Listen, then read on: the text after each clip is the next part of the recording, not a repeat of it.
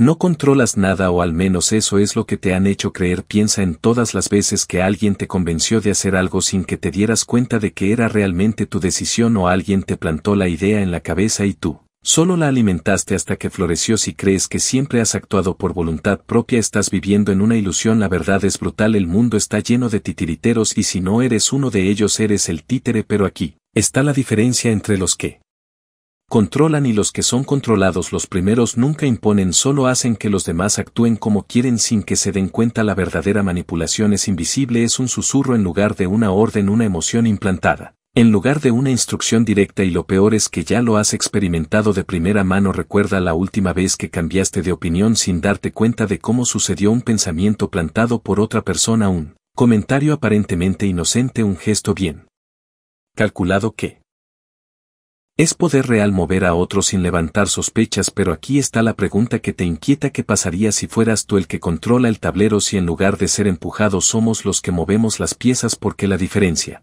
entre los que ganan y los que pierden en este juego es simple. Los ganadores saben que el poder no se impone, se induce. El problema es que nos han enseñado mal, nos han vendido la idea de que la influencia se trata de hablar alto, ser autoritario, imponer nuestra voluntad. Pero los que realmente dirigen el mundo nunca alzan la voz, no necesitan hacerlo. Los verdaderos estrategas hacen que los demás sigan sus ideas creyendo que son suyas, y eso es lo que nadie te ha dicho: que la manipulación no se trata de gritar ni amenazar, no se trata de convencer con argumentos ni imponer con la fuerza, es algo mucho más sutil, es una danza psicológica donde haces que las personas caminen a donde quieres que vayan sin que se den cuenta de que las estás guiando. ¿Quieres saber cómo funciona? Primero identifica a las personas adecuadas, no intentes manipular a todos, solo a los que realmente importan, los impresionables, los que buscan guía sin admitirlo, los que creen que están tomando sus propias decisiones, pero en realidad necesitan que alguien más las tome por ellos. Segundo, hazles creer que la idea es suya. La resistencia desaparece cuando las personas sienten que tienen el control. Si quieres que alguien haga algo, no se lo digas. Sutilmente implanta la idea, deja que llegue a la conclusión por sí mismo. Un comentario aquí, una pista allá. La mente humana odia las órdenes pero ama sus propias ideas, y si haces esto bien defenderán tu plan como si fuera el suyo. Tercer fragmento, la oposición. La mayor amenaza para el control no es la resistencia sino la organización de la resistencia. Si un grupo de personas se une contra ti pierdes el control, pero si logras sembrar dudas, provoca pequeñas divisiones o haz que se vuelvan unos contra otros, se debilitan. Divide y vencerás, pero eso no es suficiente. Si realmente quieres controlar necesitas entender la emoción humana. La lógica mueve los pensamientos pero la emoción mueve las acciones. Nadie actúa basado en la razón, actúa porque siente algo: miedo, deseo, inseguridad, orgullo. Identifica lo que impulsa a cada persona y usa esa emoción como palanca. No les digas qué hacer, hazles sentir que es necesario. Y aquí viene la parte más peligrosa, porque todo esto tiene un precio. Jugar con las mentes de los demás tiene consecuencias. Si te descubren, te conviertes en el enemigo. Si abusas de este poder, tarde o temprano alguien más aprenderá tus métodos y los usará en tu contra. El control es un arma y como cualquier arma puede volverse contra ti. La historia está llena de estrategas que pensaron que eran invencibles hasta que alguien más aprendió a jugar mejor que ellos. Por eso la pregunta final no es si puedes manipular a otros, la verdadera pregunta es: ¿estás dispuesto a aceptar las consecuencias de hacerlo? Porque una vez que cruzas esa línea no hay vuelta atrás. Ahora sabes que el poder no se trata de forzar, se trata de guiar, no se trata de hablar, se trata de hacer que otros hablen por ti. Y la gran paradoja es esta: cuanto menos parezca que tienes control, más control tendrás. En realidad el mundo no está dirigido por aquellos que gritan más fuerte, sino por aquellos que saben cómo mover los hilos en silencio. La pregunta es: ¿seguirás siendo una marioneta o aprenderás a manejar los hilos? Pero esto es solo el comienzo. Si realmente quieres dominar el arte de la influencia necesitas ir más allá, necesitas entender algo que la mayoría nunca llega a comprender. La gente no sigue ideas, sigue emociones. Piensa en cualquier gran movimiento en la historia, cualquier figura que haya cambiado el curso de la humanidad. ¿Cómo lo hicieron?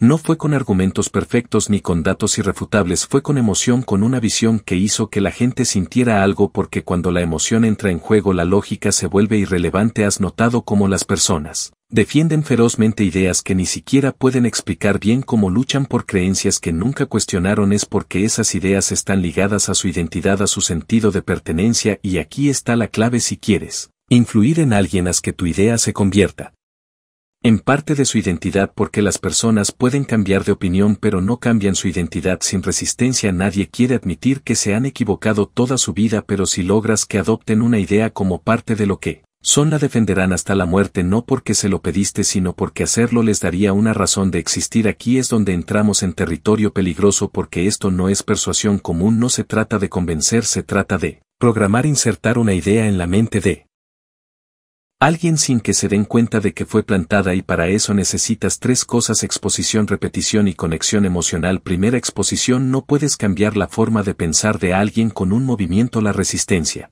es natural, pero si introduces una idea poco a poco, indirectamente, sin presión, la mente comienza a aceptarlo sin darse cuenta. Lo desconocido crea rechazo, pero lo familiar se vuelve cómodo. Segunda repetición: una mentira dicha 1000 veces se vuelve verdad, no porque la realidad cambie, sino porque la mente humana confunde familiaridad con certeza. Lo que escuchamos repetidamente se vuelve creíble incluso si es falso. Por eso los grandes manipuladores nunca dicen algo solo una vez, lo presentan de diferentes maneras en diferentes momentos hasta que se incrusta en la mente de su objetivo. Y tercera, conexión emocional: no es suficiente que alguien entienda una idea, necesita sentirla. El cerebro humano responde más a la emoción que a la lógica. Si puedes conectar una idea con una emoción fuerte, miedo, deseo, orgullo, nostalgia, esa idea se vuelve imposible de ignorar. Pero aquí hay algo aún más profundo, porque la mayoría de las personas creen que toman decisiones racionales, se ven a sí mismos como lógicos, independientes con sus propios criterios. La realidad es que la mayoría de sus decisiones ya se han tomado por ellos antes de que se den cuenta. La sociedad ha diseñado sus deseos, sus experiencias han condicionado sus respuestas, su biología los programa para reaccionar de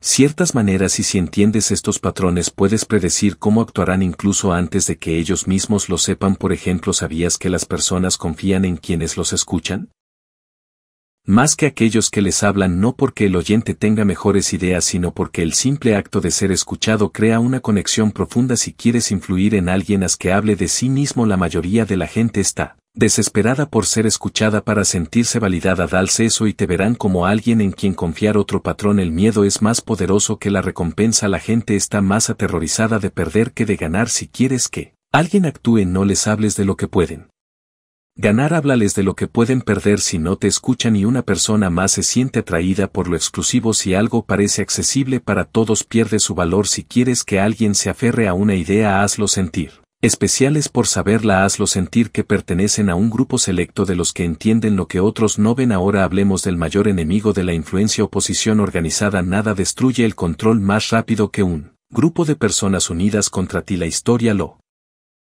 demuestra. Las rebeliones solo funcionan cuando hay cohesión, cuando las personas se unen con un objetivo común, pueden derribar imperios. Por eso, si quieres evitar que desafíen, nunca dejas que la oposición se una ni se divida antes de que puedan actuar. ¿Cómo haces eso? Provocando un conflicto interno.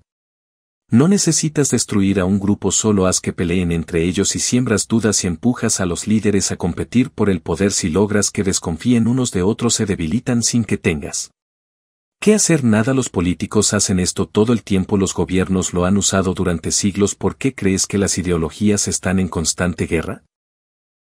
Porque cuando las personas pelean entre sí no pueden unirse contra los que realmente tienen el poder. El dilema final: el precio de la manipulación. Hasta ahora todo suena como una estrategia infalible, y lo es, pero hay algo de lo que nadie te advierte en este juego. Cuando juegas con las mentes de los demás, empiezas a ver la realidad de otra manera, empiezas a desconfiar de todos y aprendes a manipular. También aprendes a reconocer cuando te están manipulando, y cuando ves los hilos, la magia desaparece. Te das cuenta de que muchas de las relaciones, muchas de las creencias, muchas de las emociones que alguna vez pensaste que eran genuinas nunca lo fueron. Empiezas a preguntarte: ¿esta persona realmente se preocupa por mí? ¿O solo está respondiendo a una influencia que yo me diseñé? Y aquí está la paradoja: cuando aprendes a controlar, también aprendes que el control absoluto no existe, porque incluso si dominas la manipulación, incluso si logras que otros hagan lo que quieres, nunca podrás controlar una variable: caos humano. La gente no siempre reacciona de la manera que esperas. A veces una simple emoción, un cambio en sus vidas, una revelación interna puede hacer que todo tu control colapse. Por eso la pregunta final no es solo si puedes manipular, sino si estás preparado para lo que viene después, hasta dónde estás dispuesto a llegar.